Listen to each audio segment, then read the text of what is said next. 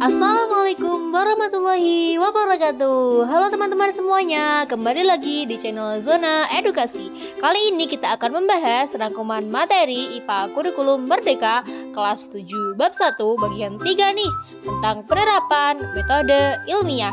Yuk kita simak bersama-sama materi dari penerapan metode ilmiah. Sebelumnya, teman-teman jangan lupa subscribe dan like channel ini ya. Yang pertama, yakni pengertian dari penerapan metode ilmiah. Hakikat metode ilmiah dan objek IPA. Metode ilmiah adalah sistematika sains yang menerapkan tahapan-tahapan ilmiah secara rasional dan berurutan demi menunjang aktivitas penelitian.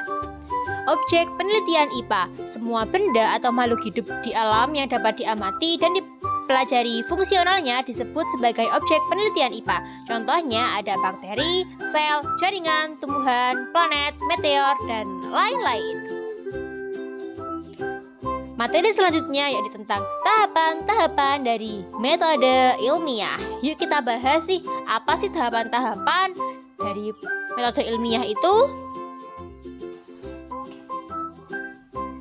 Metode ilmiah terdiri dari beberapa tahapan terstruktur agar penelitian mendapatkan tujuan dan hasil yang valid. Yang pertama yakni dengan merumuskan masalah. Penelitian dimulai dengan merumuskan suatu masalah. Dalam kajian ilmiah, masalah didefinisikan sebagai sesuatu yang harus diteliti untuk memperoleh jawaban atas suatu pertanyaan.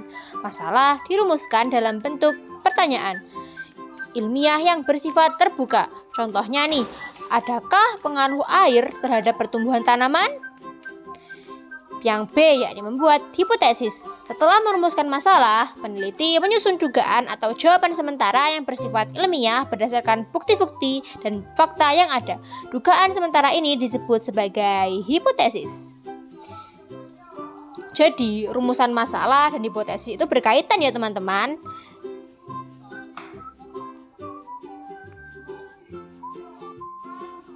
Yang ketiga yakni menentukan variabel penelitian.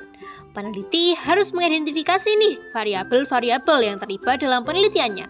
Secara garis besar, variabel terbagi menjadi: yang pertama ada variabel bebas, independent variable. Variabel yang sengaja diubah-ubah agar dimanipulasi oleh peneliti untuk melihat pengaruhnya terhadap variabel terikat. Contoh, volume air yang diberikan berbeda-beda. Yang kedua yakni variabel terkait, dependent variable. Faktor yang dipengaruhi atau yang diamati dinilainya sebagai hasil dari perubahan variabel bebas. Contoh, tinggi tanaman atau pertumbuhan tanaman. Yang ketiga ada variabel tetap atau variabel control variable. Faktor-faktor eksternal yang sengaja dibuat sama dan tetap selama percobaan agar tidak mempengaruhi hasil penelitian. Contoh, kondisi tanah, jenis tanaman, dan umur tanaman dan sumber air. Yang terakhir adalah variabel pengganggu, faktor-faktor luas di objek penelitian yang dapat menghambat atau mengganggu keberhasilan penelitian. Selanjutnya ada melakukan eksperimen. Eksperimen dilakukan untuk menguji kebenaran dari hipotesis yang telah kita buat.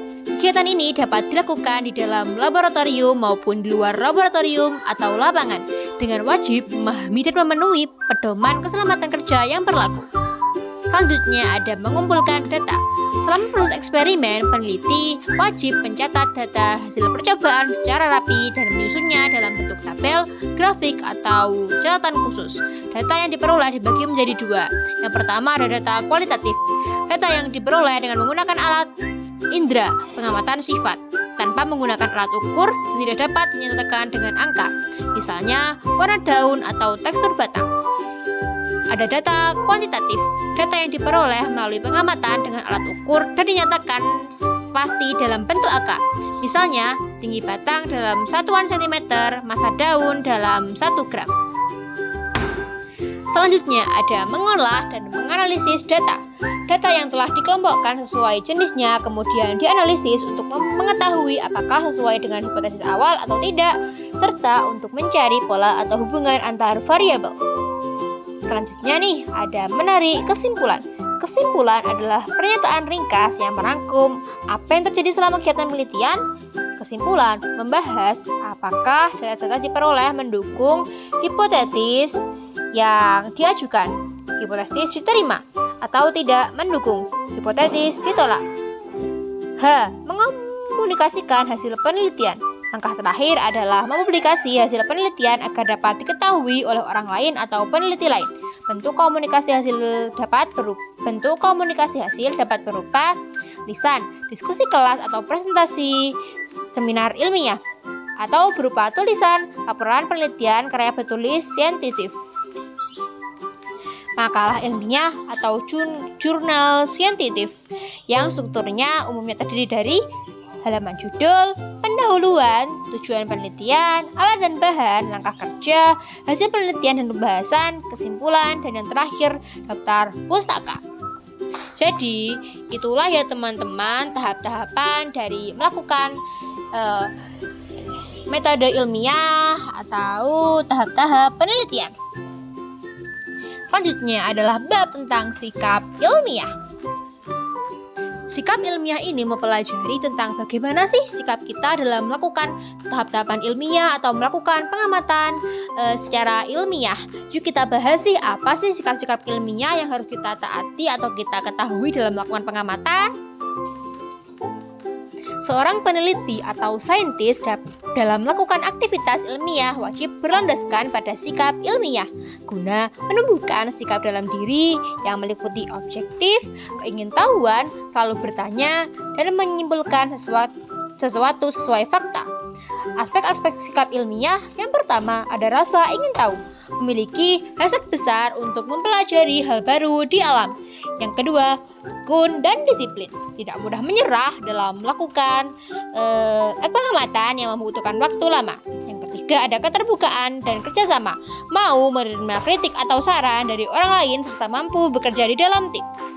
Yang keempat, ada berpikir kritis, selalu mengevaluasi informasi secara mendalam dan berdasarkan bukti sahih. Yang terakhir, ada sikap respek terhadap fakta, objektif, jujur, dan teliti. Mencatat data apa adanya tanpa rekayasa objektif. Oke, sekian ya teman-teman. Terima kasih sudah menonton video ini sampai akhir. Sampai jumpa di video Zona Edukasi selanjutnya. Wassalamualaikum warahmatullahi wabarakatuh. Dadah teman-teman.